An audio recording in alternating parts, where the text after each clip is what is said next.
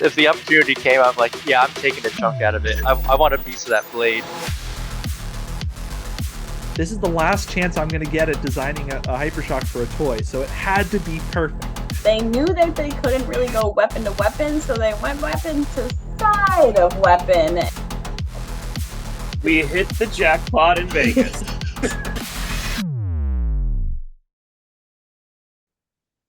Hello, everyone, and welcome to another episode of Outside of the Box. And this is my April NHRL recap. And what way could I not do it bigger than essentially do two mini roundtables? And this first segment here is with the RoboJackets team from Georgia Tech. And I'm so excited to have all of you to talk about how things went for you in April, which I'd say went pretty good. I think so too. I think they went pretty well.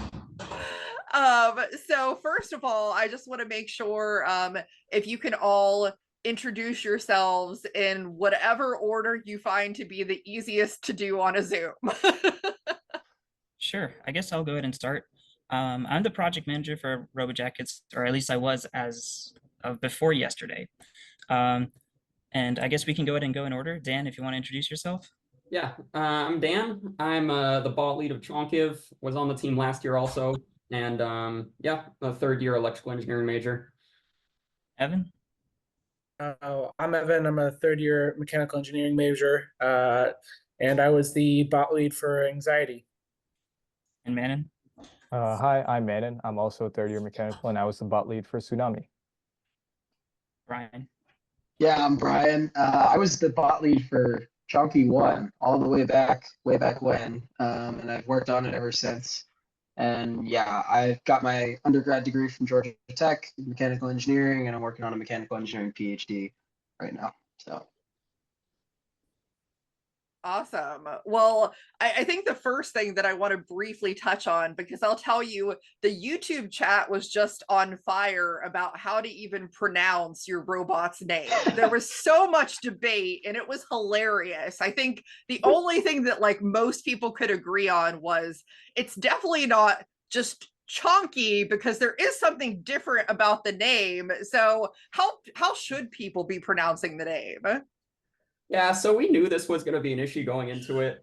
We were kind of expecting some difficulties. The correct way to actually pronounce it is Chonkiv, but generally we call the actual robot, if we're referring to all of the iterations together, we just call it Chonky. Chonkiv is the new name. We're kind of thinking about some different ideas for future names, but yeah. Well, that's helpful to know. Now, another thing that I wanted to ask about is just in general, the story behind the naming convention for your bots, because it seems that they all end in either one eye or multiple eyes or some variation of that. What's the process behind that? So yeah, it's a long-standing RoboJackets tradition. Every single robot ends in an eye, and for each iteration, we add an eye. So there's been a couple of RoboJackets bots that have gone to version 4 before. They've always used Roman numerals. So we basically just ended up continuing the tradition with that. That's how it came about. Well, I think that's fun. I mean, I think when it comes to naming or theming, putting your stamp on it in that way to say people see the name and they're like, oh, I know whose bot that is. It's a good way to do that and kind of have that brand recognition. Now, obviously we want to talk about April. First of all, bringing several 30-pounders to an event. I mean, most people don't do that. What does that kind of preparation look like for bringing those bots to an event like this? Yeah, I can answer this one. So generally, we like to do one competition where we bring all of our robots. It helps with our cohesivity and make sure there's a lot more intermingling between teams. But in terms of bringing everyone, it's a logistical nightmare. I'll tell you that from my side.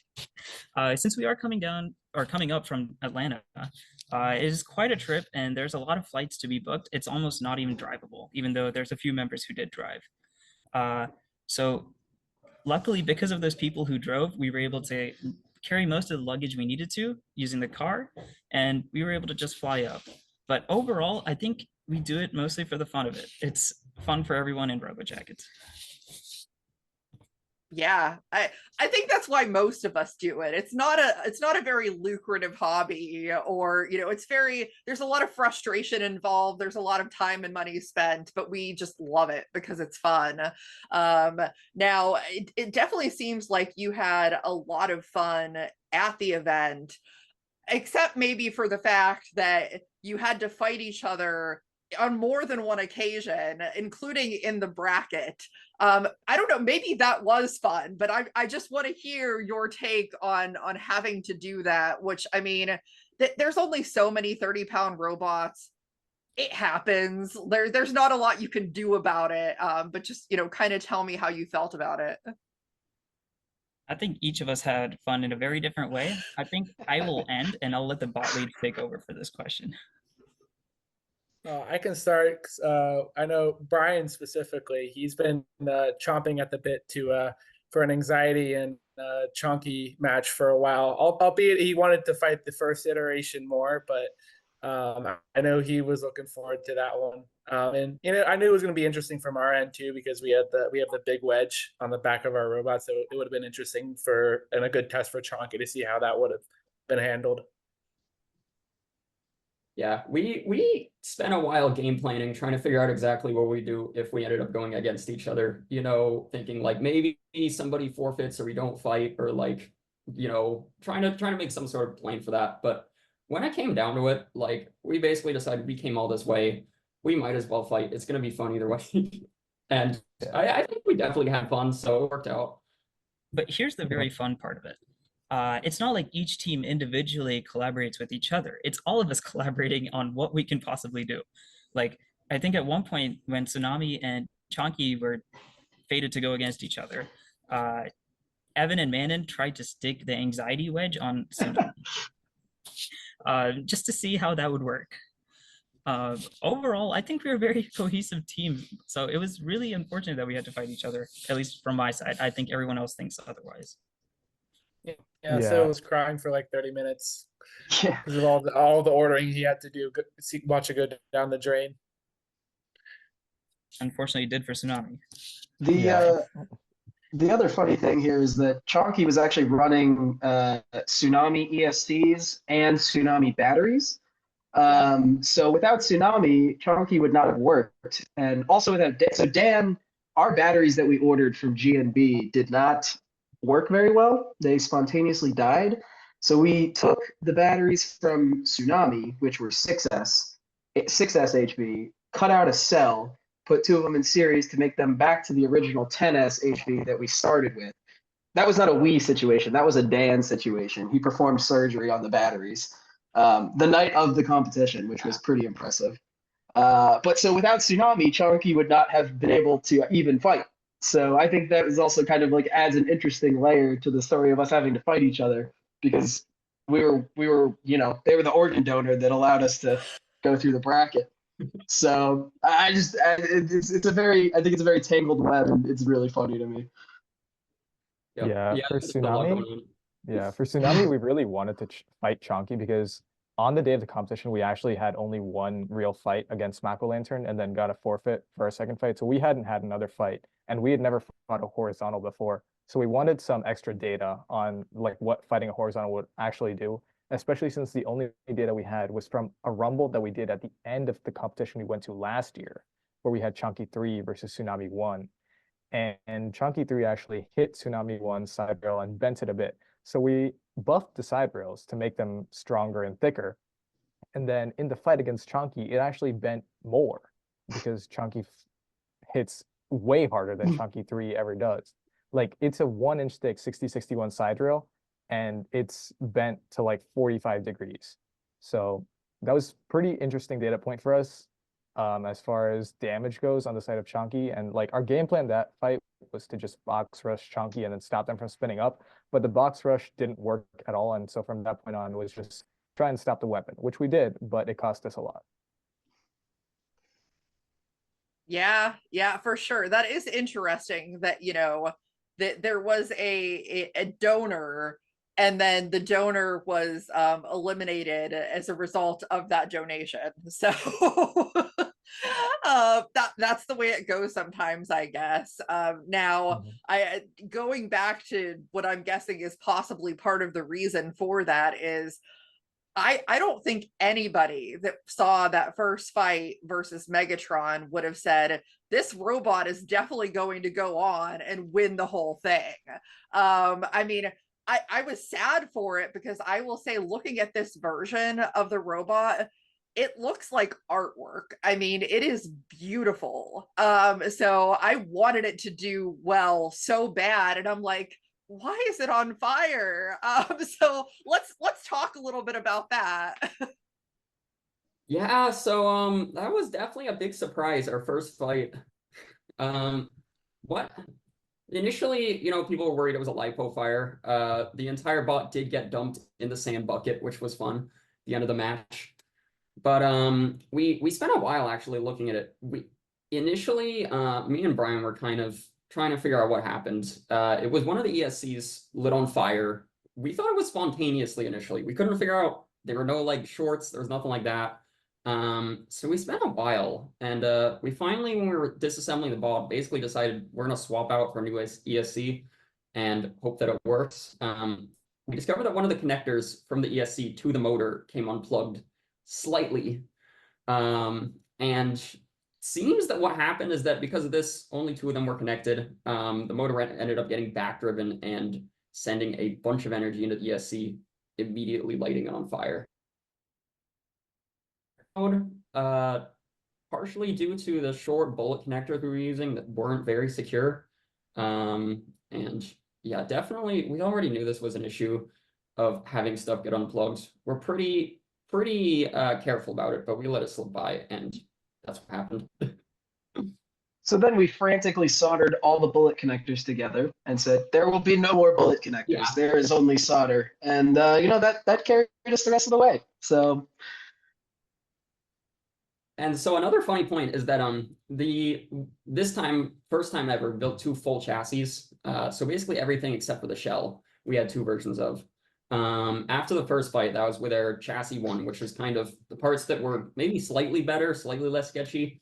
As soon as that happened, we immediately switched to chassis 2 for the next fight. It worked, and then we just stuck with it for the rest of the day, and never looked back at chassis 1 again. Feels like connection was a recurring theme during this competition. Even after the Megatron fight, the reason Chonky lost drive was because there's a small connector that got disconnected. Yeah. I think that's just something that happens to everyone at some point. But I mean, it's definitely good that you figured that out and were able to make it through and continue. Yeah, I mean, it would have been great to see that fight versus Megatron, but you know, that you were able to get into the bracket, face yourselves, and then go on to win the whole thing. I mean, is that something? Obviously, it's a great robot. I think most of us that, you know, have watched it evolve over time and stuff know that. But did you envision that happening? I mean, was that something that you were like, I feel very confident that this is going to be the result? So we had like talked a little bit about the possibility of, I mean, we talked a lot about fighting Megatron and what might happen. We made a specific armor configuration because we were vulnerable. So we thought about it a lot, and basically we were thinking, well, if we somehow manage to tear off the wedge, we have a chance. But we weren't expecting it to happen. It was kind of like a, you know, that would be cool if this happened, but it's probably not going to. And so the entire day we were basically just freaking out, thinking it's actually happening. Everything worked. Yeah, I don't think we definitely did not discuss the possibility of winning winning the tournament. No, that never came up. Really at all. We got a little excited after the Megatron fight. We were like, oh, like this thing's actually pretty good. But I don't think that was ever something we seriously talked about, right, Dan? No, we really never even mentioned winning. We talked about fighting Megatron, and that was about it. But we were very excited to fight Megatron. We had fought him once before, and he kind of just carried us around the arena like a small child on his wedge. and then bit our shell a bunch. So we were very excited to get the chance to fight him again. We thought it would be very interesting. And then when we caught on fire immediately, we were all like, ah. I mean, I think it's So- also important to mention that you guys were like not even like excited, you were even hopeful, because like it's the first time you spun up like a week before the competition, something like that. It was a Saturday or something. Yep. You guys were like, oh my gosh, this thing's been so fast now. It's like we now no longer have the disadvantage of being a shell. Yeah, we definitely we got pretty excited when we saw the whole new traction setup we got working. Yeah, I mean, I think it's awesome. And I think if there's any fight that I've ever seen, a shell spinner, like really what you were able to achieve in that tournament, I was like, this is actually like a really viable design. You know, I've always thought of shell spinners as like, they can be good, but like I've never seen anything just spectacular, and I really thought that was that level. So it's great to see. Now, obviously, like you've won, you've qualified. What's the plan for the rest of the year? Are you just focusing on finals later this year, or do you plan on coming back with anything before then? So, it's probably just going to be finals, due to money and due to a lot of people being gone during the summer. Probably going to be finals for us, but for some of the other bots, might be different. Here's a little bit of our insight about how our timeline works. So for this summer, we're starting 3 completely new robots. We're planning on 130 and 212s, and these are completely different from the 330s we already have. And we are looking to maybe try and qualify Anxiety again at another competition, but the goal is from August to October, while we wait for more parts to arrive, we work on these older iterations, which is basically Chonkiv, Anxiety 2, and Tsunami 2, hopefully getting them ready for Worlds. That's awesome. Fingers crossed. Yeah, for sure. And you definitely should come to August. I've heard that there's going to be a lot of people there at that one. So well, that's that's like kind of like the silent prayer. Like we don't like not a lot of people come because it's the summer, and obviously those are going to be the more popular events since people are going to be free. But it is good to have competition. But there's the silent prayer that there's no one too tough, and we get a little bracket luck, and it's kind of we walk into qualifying. Yeah, I mean, you have a tsunami, but there might be a monsoon in August. So just just something to think about. Yeah, I guess the thing about August is it makes it logistically difficult, especially as college students. That's when we normally move in, classes start. So we need to prepare for all that. But I think hitting June or September might work pretty well for us. I think August is also doable because I guess because I'll be in Boston for the summer, so I'm like right there. I just take the Amtrak up to NHRL. So I mean, August, obviously it depends because we've used up our reservation. So obviously if I just get the luck of getting through the lottery registration, probably maybe even go to both. Keep registering until we qualify. That's the idea. Yeah, you got to get those opportunities. And well, I mean, I'm really excited. I think it, especially given the last event, like your team's doing a lot of awesome stuff, and I can't wait to see what else you do. So I'll be really excited to follow that for the rest of the year, as I'm sure everyone else will. Yeah, we look forward to bringing more bots to NHRL. Just if it was slightly closer to us, that would be amazing. Yeah. I was in team driving, and it was a long drive. Trust me, I know the feeling of being a little bit far away. But hopefully, like as NHRL grows and combat robotics grows as a whole, there's going to be events everywhere. But obviously, like going to NHRL is kind of the pinnacle for this bot class. So just really excited to see what happens. So for everybody that's watching the show, keep staying tuned for the segment on Team Stamdamonium. And thank you for watching, and thank you to Team RoboJackets. Thank you, Christine. Thanks.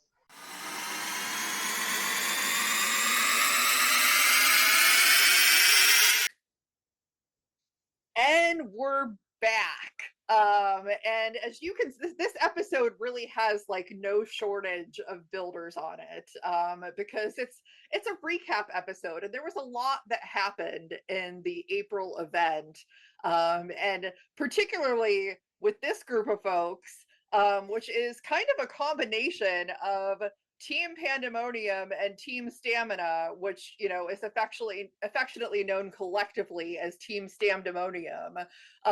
So I mean, everybody in this group, I would say, had a pretty decent day in April, to varying degrees of success, including a golden dumpster for Alex Richmond and Ambisbaena. So really excited to talk about how that event went for all of y'all. So welcome back.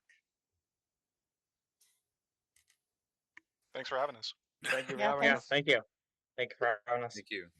Yes. So in the first half of this, I mean, like, you know, when I had my conversation with RoboJackets, I think we talked really heavy about 30s. So we're just going to kind of go on down the line and talk about 12 pounds, because we obviously had a couple of those involved here. So, you know, for those of you that had a 12 pound, you know, kind of talk about your day. Let's kind of hit on BattleTots first, because I know it's funny, because I don't think, I get the impression that you didn't think that it would do so well. And I love it, obviously, for many reasons. Like, I love the concept. I think that the idea of taking these amazing, like, legendary BattleBot robots and scaling them down is so cool, but I'm not that surprised that they've done well. So it may just be me. So let's talk about that. Yeah, I didn't think at least my part of it was going to do well, just because the last time we ran it, it didn't want to stay together. So we did have an incredible run this event, and they did stay together, and it was just awesome. We got up by our first round, so we got to wait for, like, what, all day, Matt? All day. And I Corey, think we fought at like 3 or 4 o'clock, and it was quite an experience waiting to see who we were fighting between Wake and Bake 12 and Herbie 4.0. So we were kind of like hoping for Wake and Bake 12, because, you know, multi on multis is a lot more fun for everybody, because, you know, everyone's got their own little, you know, 1v1 going. But yeah, it was very slow in the beginning. Yeah. So we finally got to fight Herbie, and that one was actually Same Force and Uppy, right? That's what we're calling it, Corey? Uppy? Yeah. Yeah, we can call it that. That's Okay, fine. we'll call it Uppy. So it was Same Force and Uppy versus Herbie 4.0, and we had both went in, and I don't want to say it was an easy fight, but it ended very unexpectedly, because it's like one hit in, it flipped over, it shut off. So I was still not confident in the robot, because that's all the testing we got for the day. And then, it was Caldera 12 right after that, wasn't it? Yep, we were fortunate enough, I guess, with our 2-0 record and random chance to get a bye to the top 8. So we were waiting for the result of Killer Whale, William Marchese, and Caldera 12. Both are somewhat pretty respectable right now. I know William actually did some actual damage to Caldera 12, which I was a little, like, surprised to hear, because I know William was having a lot of reliability issues. But watching the fight back later, I was like, oh, that's pretty good. And then we got Glenn with the 12, and that was pretty late in the day. It was like 8:30, and I just wanted to go home. Matt's like, I'm not supposed to be here anymore. I just want to go home. He's a me-seek, so.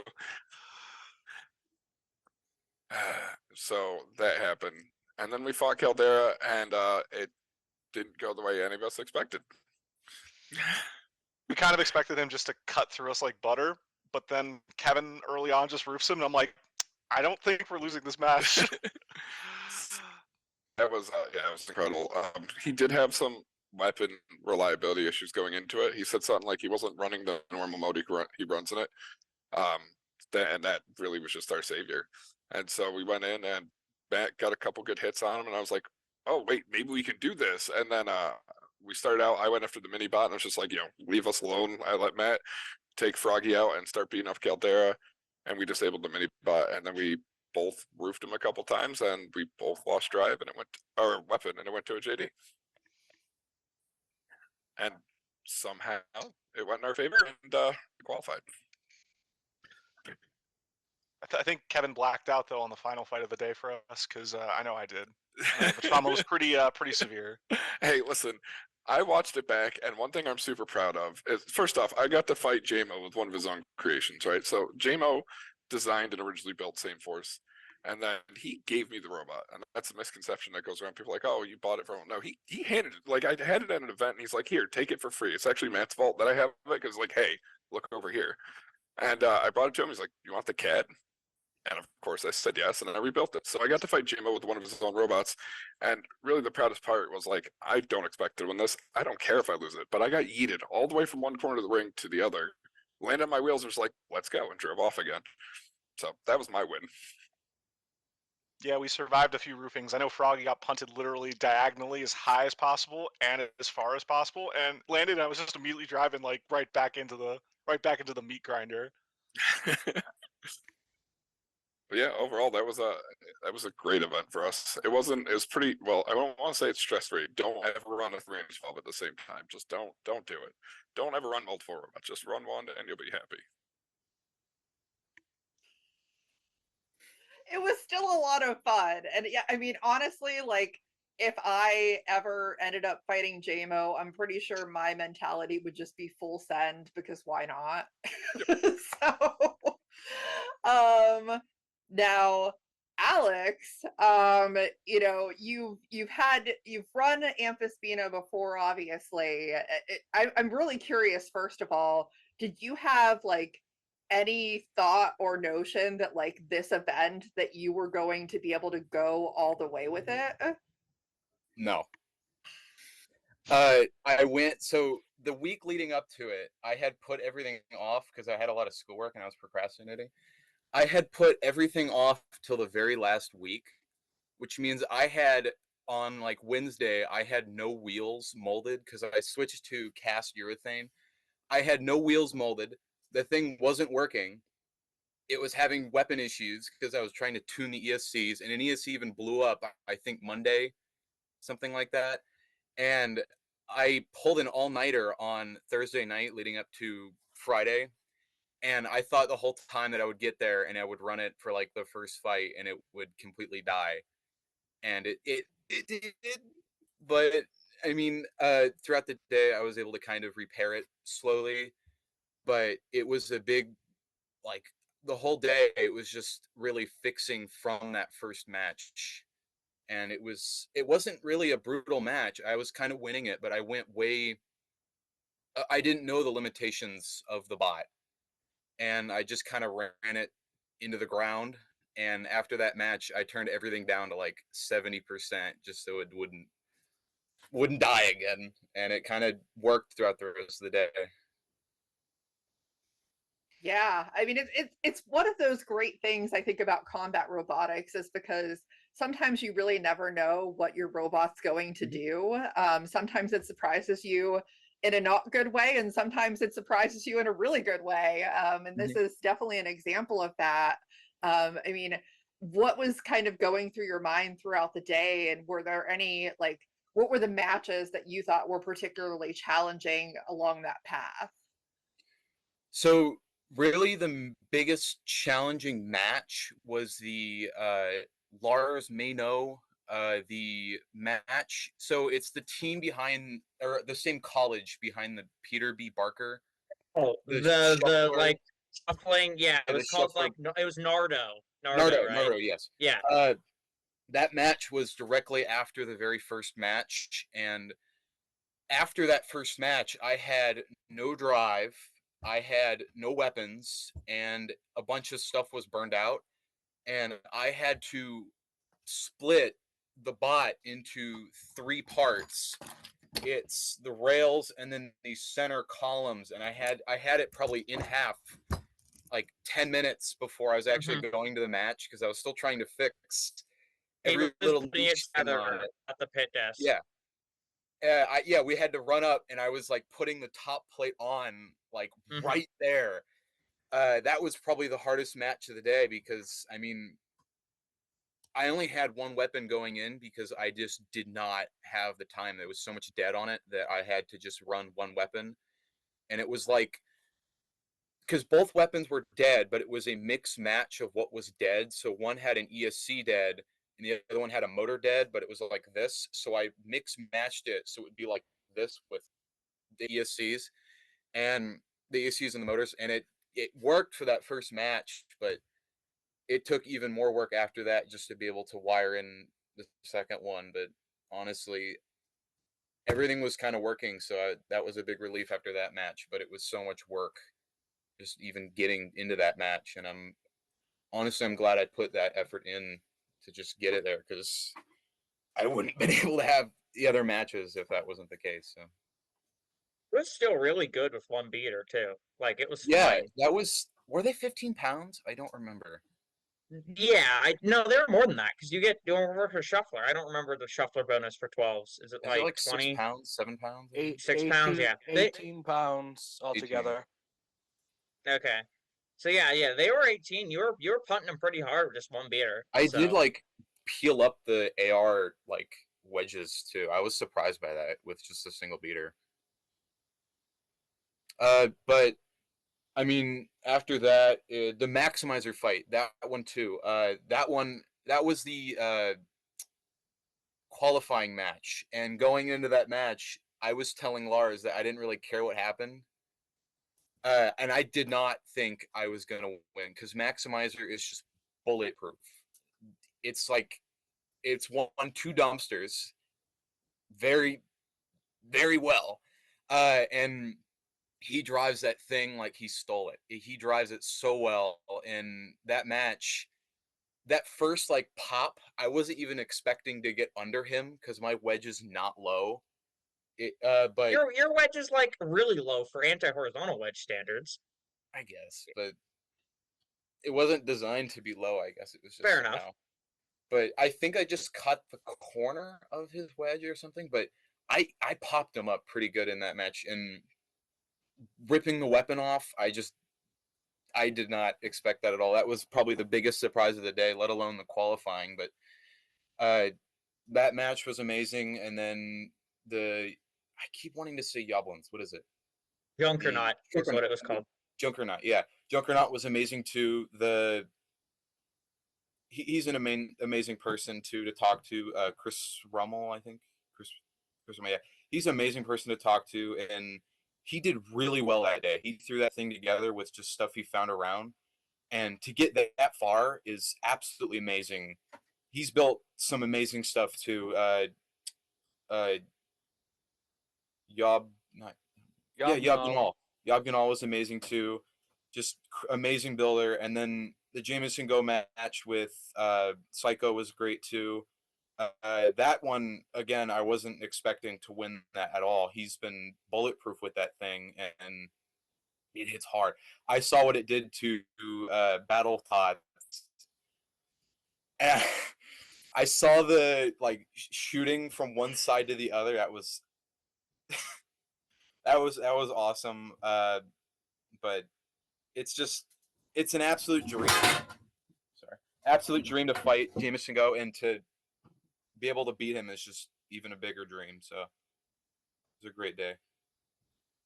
It's not to cut you off, Christine. It's kind of funny. What you did at the end of that match is exactly what I did at the end of the Booty Brigade match. You put so much focus, so much of your energy, and your drive was focused in on that match that when it ended, you didn't have anything left. You just collapsed. And it was funny seeing that you do that, brought me back to what happened to me. And I was like, okay, I knew exactly how focused he was in on that match. And you killed it, man. J-Mo's no joke. And you stood up to him, man. Thank you. Congrats. Yeah, that was really an awesome match. I was so confused sitting in the stands during that, like, when you were high centered, called for your unstick, and then they went and like disentangled, and I was like, what is going on? So that was crazy. I was so nervous after they like disentangled, and I was like, they're not gonna unstick him. What is happening? And then you just managed to like get off what were you stuck on, a wheel? Yeah, he was so stuck on the Jameis's hit wheel. before that, I did like the weird backflip, and it like perfectly clipped his wheel to take it off. And I was trying to get a perfect like hit in, Yeah. but my fork got stuck, and I backed up way too hard, and I just beached myself on like his wheel and the sprocket attached.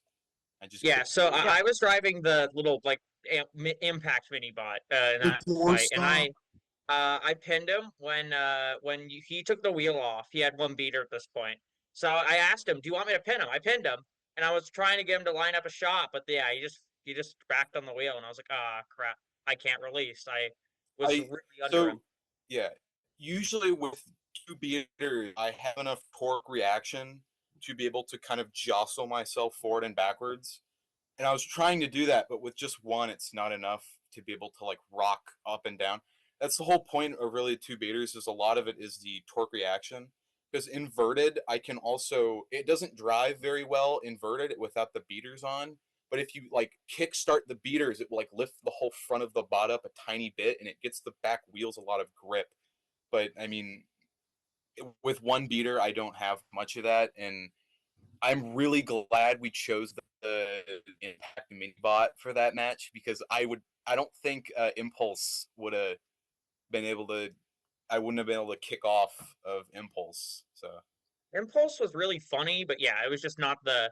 It was mostly just because haha funny active weapon mini bot, but the half pound wedge was definitely the better strategic decision. It was like it's the finals. You might as well pell out all the stops. Like it's time stop being funny. Just use the mini bot. Impulse was also in half. I could have fixed it, but yeah, it was just yeah. I give him the friends. That was hilarious. With its Junkernaut match is The Junkernaut match. He landed on it and just wah, really funny.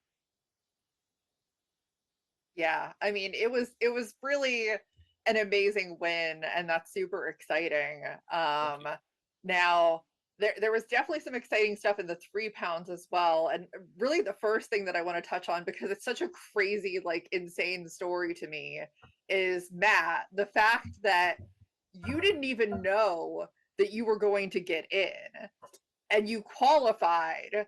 So I think that's absolutely crazy. I mean, I was rooting the whole time, but I would love to hear kind of I'm sure the swing of emotions that you went through that day. So essentially, the week leading up to the event, the waitlist this event compared to the last two just wasn't moving for the 3 pounds. Like the last 2 times, they actually cleared most of the waitlist. So essentially, going into the event, I was like 3rd or 4th. So I'm like, I should probably get some stuff started, just in case. I'll start some prints on my printer. It's not going to make it, but at worst, I'll have it ready for the next event. So then I get a DM from Gil about Wednesday, Thursday from NHRL saying, you plan to be there? I'm like, yeah, I'm going to be there with the BattleTots. He's like, yeah, bring Half-Life. There's a chance it gets in. So a couple more people drop, and then I am number 1. So essentially, the Friday I get there at noon. About 2 hours later, Tom and Gil send me a DM at the same time. Tom Farkas actually was dropping Frank because he was going to doing something, and at the time they couldn't tell me, but as we all found out later in the stream, it was Gigapause. So Tom was like, I don't think I'm going to be able to handle the 2 bots, doing both things at the same time. I know you're number 1 on the wait list. I'm going to drop out anyway, but I'm happy you're getting it because, control bot. I always love a good control bot. I'm like, thanks, Tom. I really appreciate it. And he's like, oh, no problem. I'm going to have a fun time anyway. So I was very fortunate. So essentially, the team knew I brought it in the box, and I just, took it out, ran it, and was ready to go. I was very, very lucky with that.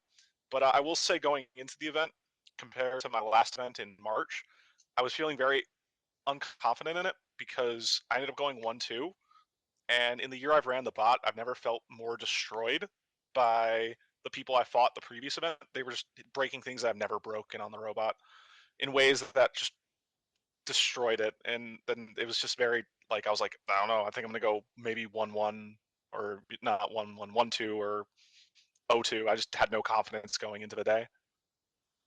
But it worked out in the end. Yeah. I mean, was there any of those fights that particularly stuck out to you? Because I mean, there really were some good ones, and I being someone who has a soft spot for control bots, it just was really exciting to see you do so well in an event with so many really heavy hitters. So the two matches that I would say really stuck out to me in the day was my fight against Blackbird, which is no longer driven by Tony, it's driven by Arya. For reference, if Tony you're listening, Arya in 2 events is going to surpass you easily. No question. She's going to be infinitely better than you. And I know you know that because you mentioned it to me when I said it to you, but I think she's going to be better than you. He's like, oh, I already know she's going to be. So I ended up fighting Arya, and I have to give a shout out to Sean. I think it's Lytle, the guy who does Strike Point and X Strike Point, because he posted a picture from Moto of a Christmas tree attachment that he made for Strike Point when he has to fight like Lynx or something where he's never going to throw a hammer saw.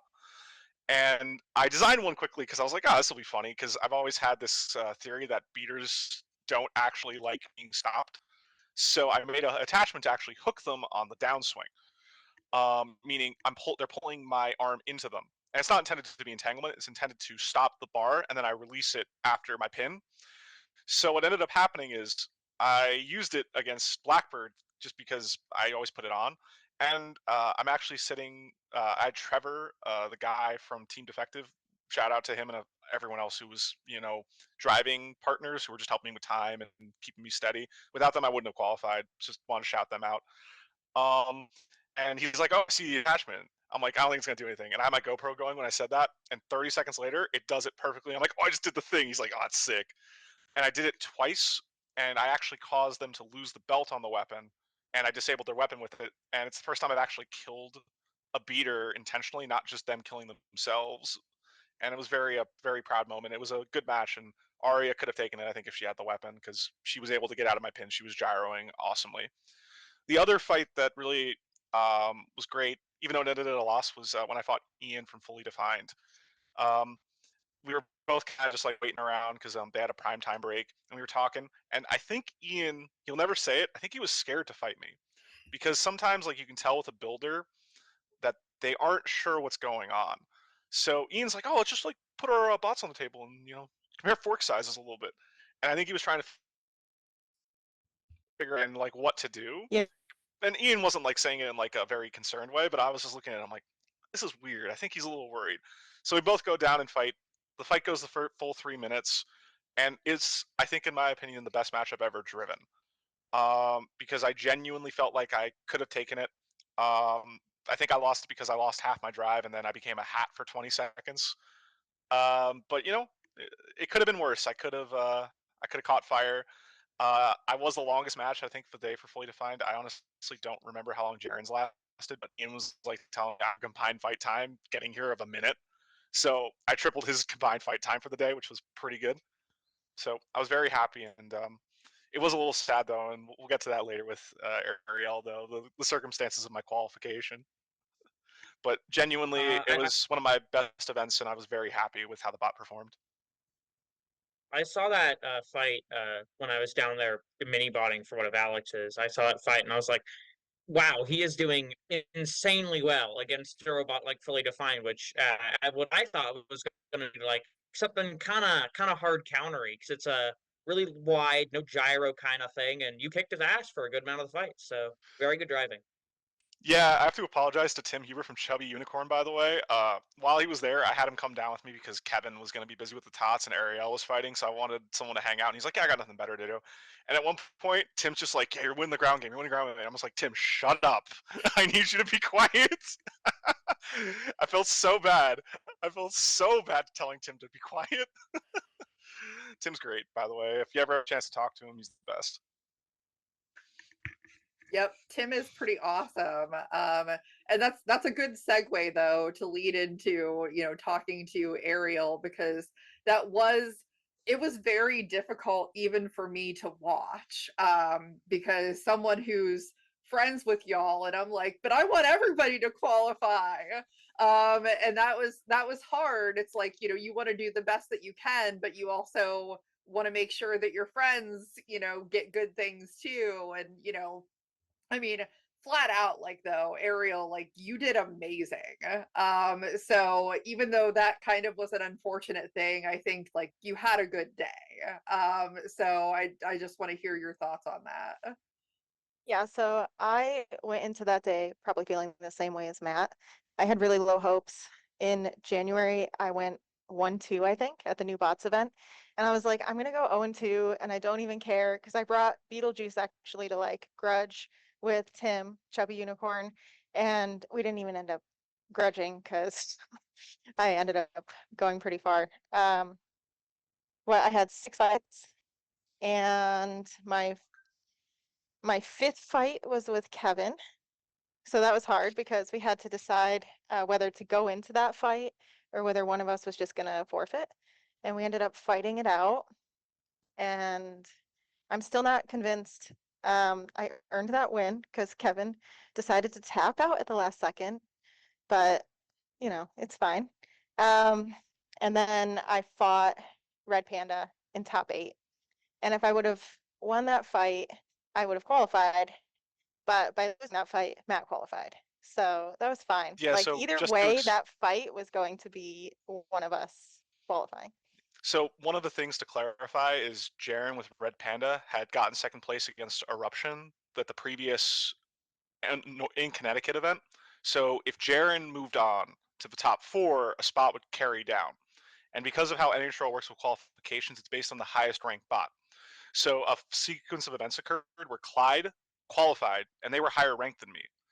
So the moment Clyde qualified, scenario existed, and Ian and I had figured it out like an hour before the fight, and the entire time I'm just like, I don't want to be down there. I don't want to see any of this, because if Ariel wins the fight, I'm gonna be super excited, but then I have to be fully defined. There is no option. I have to beat him. And then the reverse occurs where I didn't want to see, because I didn't want to be sad that she didn't qualify, and I had to witness it firsthand. I was really hoping I didn't have to, but the way they queued it.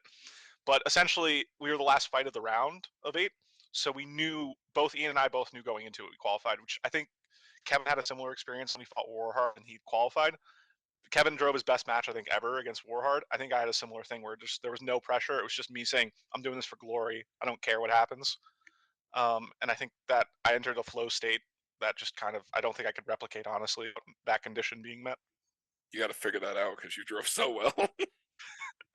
I'm so disappointed my hack RC 35 amp ESC decided to die. Fun fact, those things never die. And Ian killed one. Ian's like, that's an achievement. I'm actually gonna remember to bring it next time I see him and give it to him, because it's actually an achievement to kill those things. Yeah, the Red Panda fight was fine.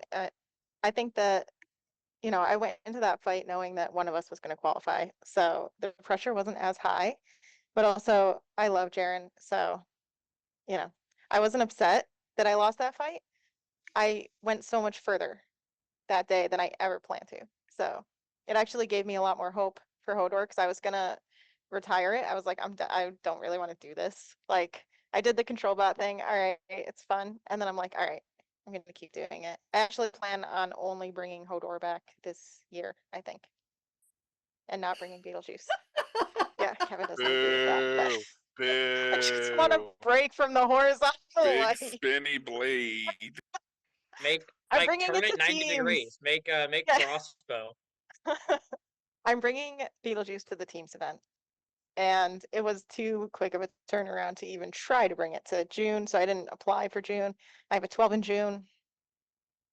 It'll be fine. Yeah. 12's a secret. Yeah, 12 is a secret.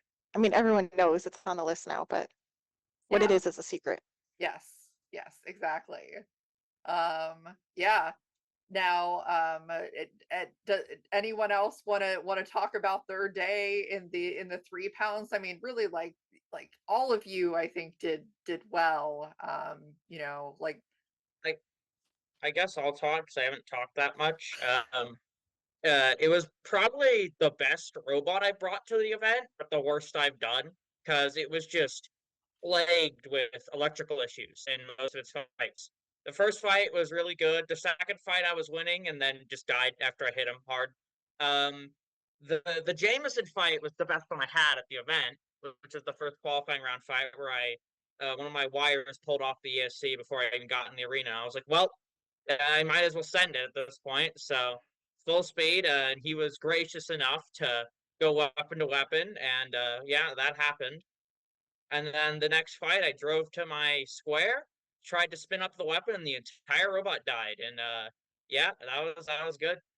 But yeah, it was just great to be there with everyone and chilling out with Alex after I'm out. But that was tough for me because you always want to lose in like a good fight where you learn something about your robot that you need to change and whatnot. But it always sucks to lose just because your robot died. So, but it was fun and I did well enough that I just basically threw the robot back together for the Texas event on May 11th.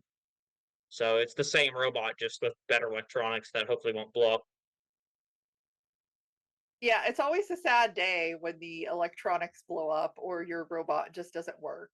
So I feel that pain. But I mean, flat out though, Lars, everybody knows that you make amazing robots, so I'm very sure that it will come back with a vengeance. Thank you. Yeah, I've been one away from qualifying. I think second time I've been one away from qualifying, and I have lost to the robot that's won the event twice. So it's pretty funny. The world is missing a horizontal spinning impact. Yeah, beat her 90 degrees. All right, I just want to clarify because she made a comment about it. I only tapped out in me and Ariel's fight because my robot was dead. I lost my weapon, and I didn't want the judges to fuck it up. Oh, and I used my unstick already. Like, she won the fight. I just didn't want the judges to screw that decision. Kevin, talk about IDK. You stole it from me.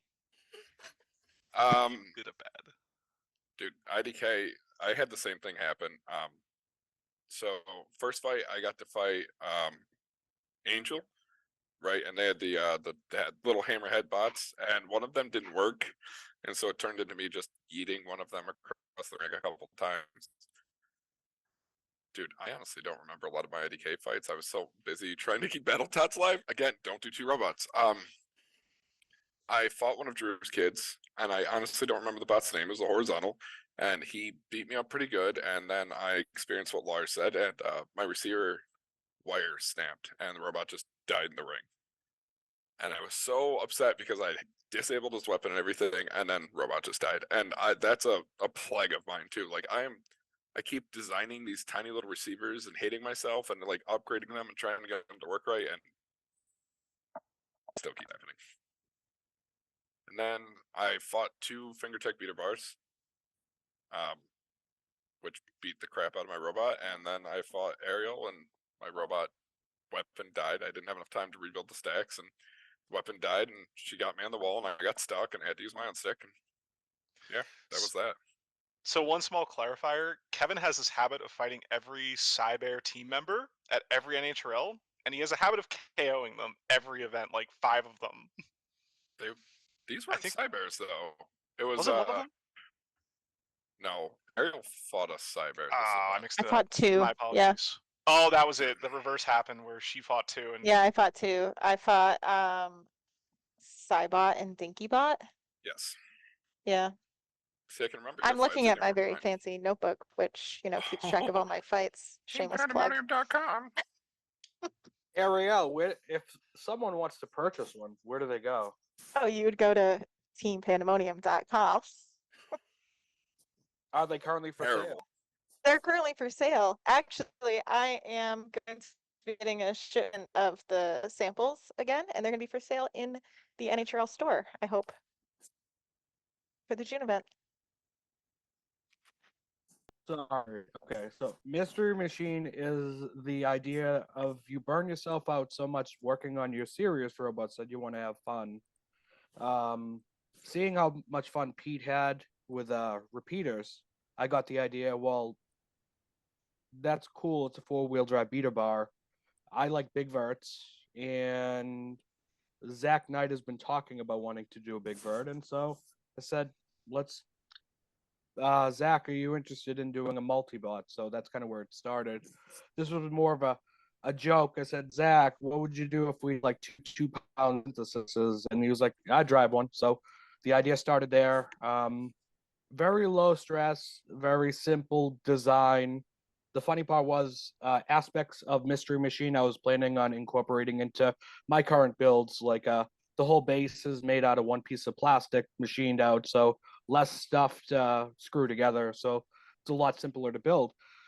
So going into that event, the robots felt pretty solid. However, a couple weeks before the event, I had planned on I'd make mine, Zach would make his, I would machine the base, and he'd make them. He's like, yeah, bad news, buddy. I got to go to Arkansas for 2 weeks. So I got to make all 4 of them. It wasn't as bad, but it was still more stress than I wanted. So, but got the robots there. We got them all working. The first match was pretty intimidating. We were fighting Christian Cooper's Sigmar. 4-wheel drive, vertical spinner with a flywheel, very technical. I was running a higher voltage than most Beetles run. They run 4, 5, or 6, sometimes 3S. He was running 8S, so it's interesting. Going into the match, Zach decided to go weapon to weapon, and it kind of sent him into a frenzy. He's bouncing around. I hit Christian, popped him up. He landed upside down, and I forget if Zach or I hit him, but we hit him, and his receiver disconnected, and his robot was dead in the water. So 1 knockout. So the next match was against Cybot. So FingerTech beat a bar by the Cybear. So this one was our highlight match of the event. Zach and I, we both fought FingerTech beater bars. They have a very similar strategy of spin the weapon as fast as you can, kind of point it, and hopefully you'll win every weapon engagement. One thing about the Mystery Machines is they're very, very durable. Like, if you watch a match, any of the matches, they're consistently, if they're hitting someone, they're bouncing around. If someone's hitting them, they're bouncing around. But the nice part is they will, for the most part, lean back on their wheels. So Zach and I, at one point, were volleying the opponent. I hit him up. Zach hits him up. They hit me up. They hit Zach up. Well, one lucky hit was I rammed into them. They popped up and hit the ceiling, and they landed on Zach's disc, which the profile is more of a cutting rather than a roofing. So it cut through the entire base plate, and it cut through the whole battery. So the robot lands, and then you just see this huge puff of smoke come out of the robot, and then it stops. So they get ready to open the doors, and now the huge puff of smoke started to go, and then it stopped. So each cell was actually erupting one at a time, which was kind of awesome. I've never cut through a battery, so it was pretty cool. Then the next one was our first bracket match because we went 2 2 knockouts, so you had to do best 2 out of 3. We were fighting Katana, 4-wheel drive vert. It destroyed the person it fought previously. The one issue we had majorly had with the Mystery Machine was the motor choice that we used. It uses the ant weight, the smaller brushless motors that Peter sells. The wires that go into the motor, Lars has mentioned it in a previous episode.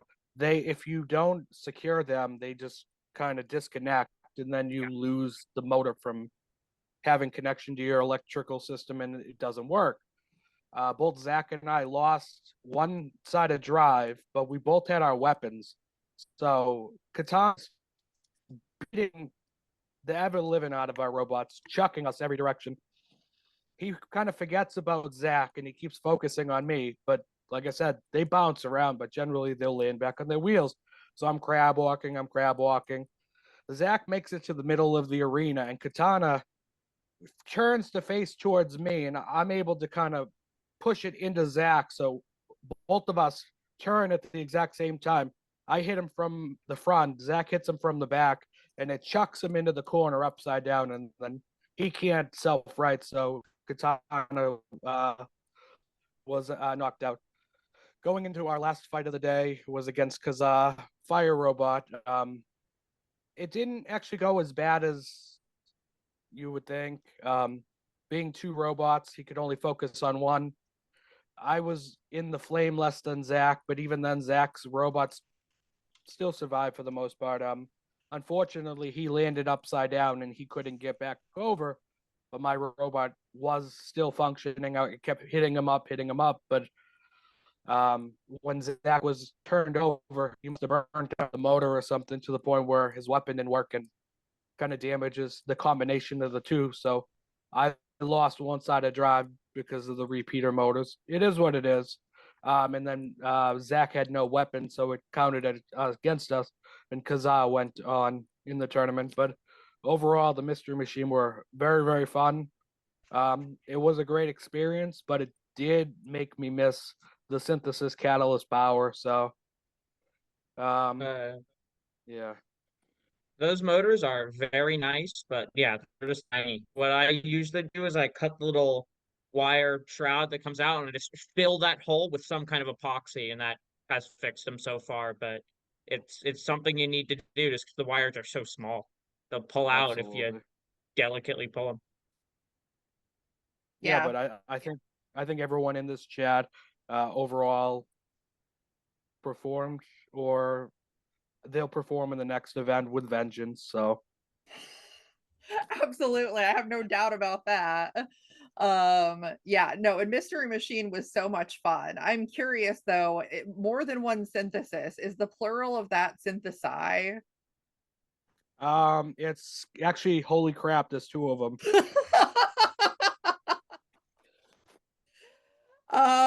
I mean, that's how I feel. That's how I feel even seeing one of them. So I completely understand that. Well, so yeah, briefly, you know, I want to touch on the excitement around the teams event. I wish that there was a stamina team. That would have been a lot of fun too. But you know, Pandemonium is going to have a team for that event. I'm really excited about it. I think that the jerseys look really cool from what we've seen so far. I want to buy one right now. But how are you all feeling about the event? I feel we're going in really stacked, not only with the robots that we're bringing, but we're trying to bring the whole crew so that way we can make sure the robots are solid going into every fight as the best that they can. I feel we have a nice diverse group between the 3, 12, and 30. I feel like we're going to put on great shows. I know it's competition, but I know they're also trying to make it to where it's a great show for outside perspective. So we're trying to compete well, do well, but we're also trying to make it not be just the black robot or something that stands out is ultimately, I think, what we're going for. Yeah, we're gonna go in and we're gonna have a good time and put on a good show and have fun with it. Yeah, we're looking forward to, you know, fighting robots and having a good time. I know there's going to be a lot of heavy hitters, and I don't think any bot there is in any way concerning. No, I said that wrong. In any way a pushover. But Yeah, I was gonna say it's the exact opposite. But I'm excited. We're gonna put a little bit of flair into the bots, a little panda flair that they don't normally have. I think the Yeah, it's biggest gonna be a lot of fun. I think the biggest thing to take away too is just because competitors were not picked doesn't mean they're not good robots. They're not like they're any less than anyone competing. It's just you submitted your application in whatever criteria they picked. I don't believe it was just who is the fastest knockout person, who has the strongest robot. I think there was a lot of criteria. Like Impact is a killer robot, and same with Ambisbaena. Like I said, nothing against them. It's kind of just whatever criteria they were trying to fill. It's going to be awesome. I feel like the like funny I said, thing is, diverse. both me and Alex are going to a different event on the same day. So Yeah, I was gonna say we're going to the Ohio event, the yeah, Ford event with John. Yeah. Oh, Johnny's Yeah, gonna be there. which is funny because No, if there wasn't an no, I MRCA said event that same John, day, I'd be the going to that. McAllister John. Johnny I was said- gonna go, but the entries filled up. Can he still enter or have entries closed? Oh Fair yeah, enough. they closed a while ago. Damn, yeah, I forgot. I know a bunch of people pulled out. Yeah. Yeah, I'm really excited for this event. I think that there's it kind of feels like a finals event when you look at the sort of list of people who are going to it, but it's really just going to be a fun event. Like it's for fun. So it's going to be great. And we are going to have some great colors on our robots. Thank you to our new sponsor, Overture. Shameless plug after shameless plug after shameless plug. Maybe I should be our media manager, Matt. I don't know, man. You guys are really bad at taking photos, and I made a conceited effort to take photos and post them. Yeah, you are good. You're good at the posts. We also And we also want to thank Peter from Repeat Robotics. Yep. He's been supporting the team since January, and he's been wonderful. And he's even, I think, seeded Kevin some beta stuff that helped him make one of his robots even possible. Yes, actually, the whole reason Omnius exists is because of Peter. He sold me the repeat compact brushless before they were available publicly. And shout out to our other sponsor, Matt, White Yeti Wheels. He's making wheels for our bots this event. This is the only spoiler. My bright purple wheels for Beetlejuice. Every bot is going to be using White Yeti cast wheels, including Synthesis 30. Yeah. I'm shivering in my boots right now. Do we have a website? Is there someplace if I wanted to buy White Yeti wheels, where could I buy them? Yeah, Matt, we should put you on our website. The genuine answer is people just hit me up on Discord all the time. I don't even if you just want to learn a little more about casting, I don't have to make wheels for you. People ask me all the time, and I'll tell them anything they want to know. It's not really trade secret stuff. It's pretty easy. Anyone could figure it out. So if you ever want to hit me up on Discord. I'm pretty open. Yeah, exactly. Poison Apple ran with White Yeti wheels, and in the future, Apple Turnover will as well. So there you go. And for people who may not know, Team Pandemonium will be entering with Beetlejuice, driven by Ariel. BattleTots, that will be driven by Kevin and Matt, and Synthesis 30 will be driven by myself. I feel like the nice part too is we're not just a bunch of vertical spinners, even though BattleTots and Synthesis are vertical spinners, but the key components of each robot, Ariel's driving a horizontal. BattleTots is they use the idea of being a multi-bot, so that's another aspect that could be explored as far as during the event. If people are going and they're unsure, the announcers can announce it, and just Synthesis is a big old vertical spinner that's going to be even bigger. Pretty excited for Beetlejuice. We're going to do some upgrades to it so it doesn't catch on fire this time, hopefully. The last match I had, it caught on fire. So yeah, we aren't losing Kitty again. That's important. What event? Well, who did you fight that caught on fire? It was Chainsaw Kitty in top 8 in March, and I think she passed the curse on to me because I was one fight away from qualifying in that one, and the same thing happened in April. So the curse has been passed. And it's public knowledge that Chainsaw Kitty is fighting in teams as well too. So you may see Chainsaw That doesn't Kitty count that like that. That fight won't count like towards, It's all about the bragging official rights. rating. Like bragging rights. It'll break the curse. I don't know. Pass That it back. really. Yeah, I'll pass the curse back. She already qualified. She's qualified this year. That is true. That is true. Yep, you just have to find somebody else to pass the curse on to. Yeah. Well, I'm really excited for that event. Real quick, I would be like remiss if I didn't give a shout out, even though he's not here, to Johnny from TV, for what he was able to do with Spartan in the April NHRL event. Just really, really amazing. And, you know, always sad Johnny couldn't be here, but still wanted to give that shout out. So Yeah, Johnny got top 4 and qualified for finals as well, and super exciting. We had a fun moment, real briefly, where it was like the end of the night, and I gave Johnny a hug. I'm like, "Well done, sir." And Johnny didn't like. He was in such a fever pitch. He's like, "Well done, sir." He's like, "Well done with BattleTots." I'm like, not congratulating the Beetle. He's like, "Oh, you qualified with the Beetle too?" And then he gave me a second hug. It was wonderful. I always love having Johnny at events. I think Yeah, Matt qualified with 2 bots. Nah, it's Kevin's bot. BattleTots is Kevin's brainchild. It's his bot. Our bot. It's our bot. It wouldn't be possible without both of us. Also, yeah. Johnny He has all is the trophies. Johnny is here in spirit. If you look over Ariel's shoulder, there's this little Spartan sitting on the shelf over there. He's here in spirit. And I think Johnny was the only one. Spartan. The like $500 titanium blade. Yep. Wasn't that much? Yeah, think final Johnny Spartan was- is on our shelf. Johnny was the only one to give Clyde a run for its money too during the last event. Like Johnny I think they lasted the full 3 minutes, and Johnny could still spin and drive. I think, if I remember correctly, and Yeah, he was doing really well. I honestly thought he had that on damage, but Johnny, if you're listening, put a bigger motor in the robot so you don't get pinned instantly all the time. Trying to tell him to switch his weapon motor over so it won't stall, and he just won't listen.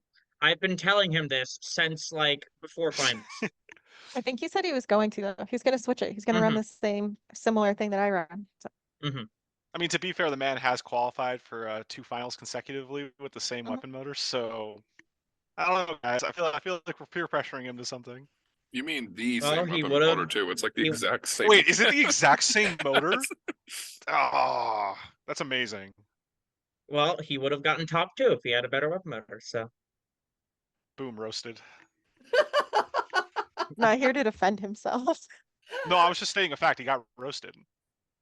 Johnny, if you're watching this, please feel free to defend yourself in the comments.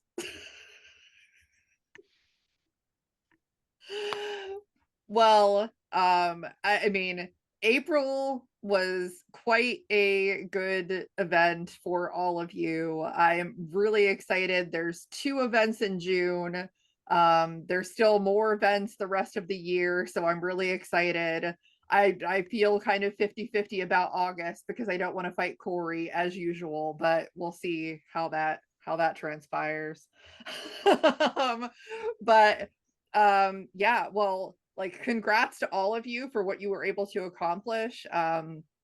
Especially Alex on the dumpster. I mean, that's amazing. There's not many people that have one of those, so it's a really big accomplishment. Yeah, just, you know, you gotta get it close to the camera for the folks on YouTube. But for everyone who is watching, please make sure, as always, that you like, subscribe, share, all of those good things. We're still trying to get the channel to 1,000 subscribers. I know we can do it. It's going to happen in 2024. So just, keep supporting combat robotics, and we'll see everybody next time.